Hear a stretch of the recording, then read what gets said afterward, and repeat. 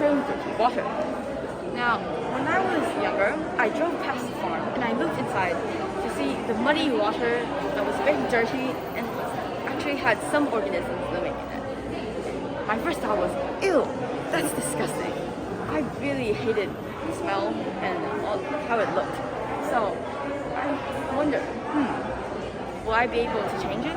Or that leads to today's possible question: what different kinds of materials can filter water the best? Now, based on my research, I found out that many natural resources can be used and put in layers to filter the water, which is great because if you really do need to clean the water, you can just go search for natural resources, put them in the container, and filter them. And because of my research, I hypothesized that layers of rock, some tissue as a coffee filter in order would filter water the best.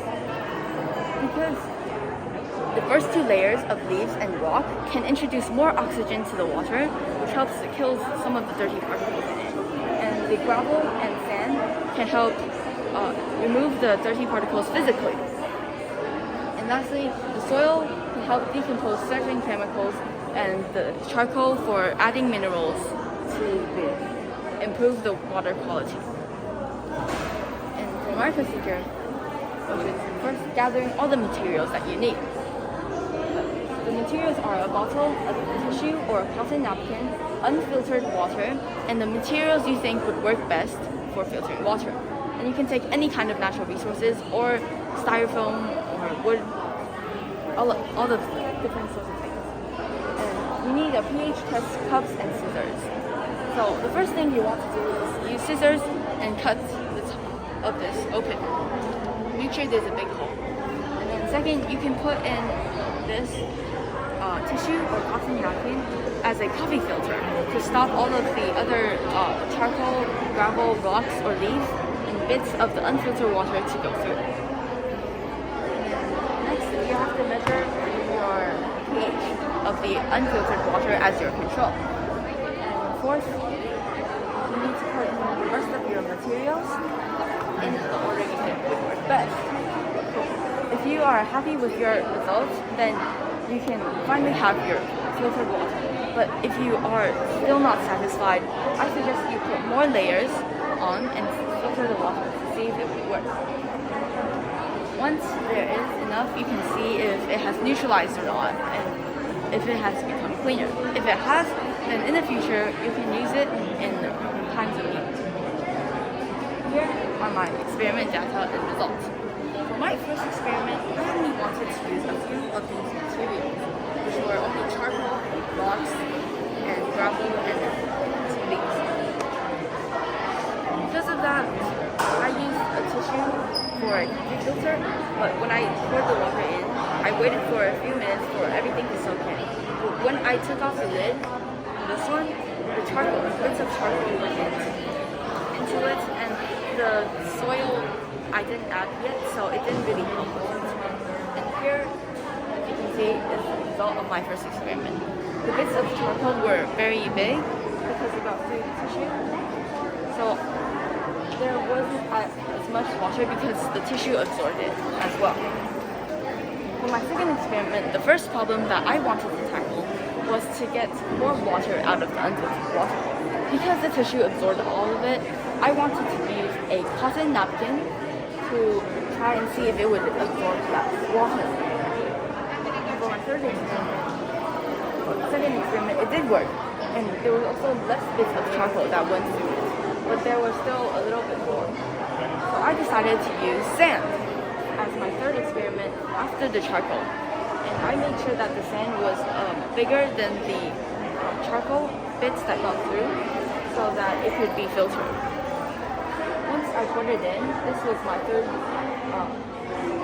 result, and it worked very, very well. The cotton napkin still didn't absorb as much water, and the bits of charcoal were actually gone. The shade was also a bit lighter, so you can tell that the sand did help with making sure that the charcoal didn't mix fully with the water. For my fourth experiment, I decided to finally add some soil. The soil, based on my research, would help decompose certain chemicals that filters the water. And I wanted to neutralize the water, so I decided to put some soil in layers right after the charcoal and in between the sand. But once I poured it through, the soil had mixed with the water, and it became more alkaline because the soil that I used was an alkaline type of soil. Because since I researched on this website, there are different types of soil that are alkaline and acidic based on the rocks that it formed from or how it got into soil.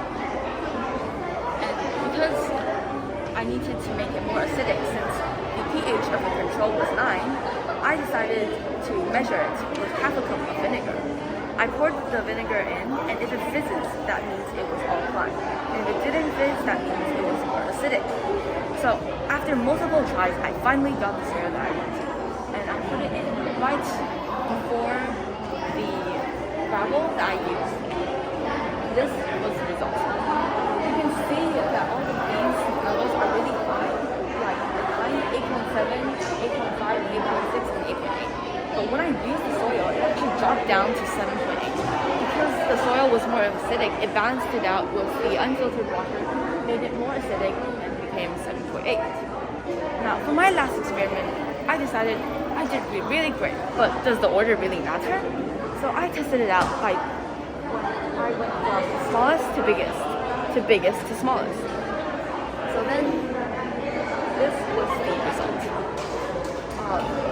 Because the pH was like more alkaline and less neutralized, I concluded that it was better to use from a bigger filter to the smallest filter than the smallest filter to the biggest filter.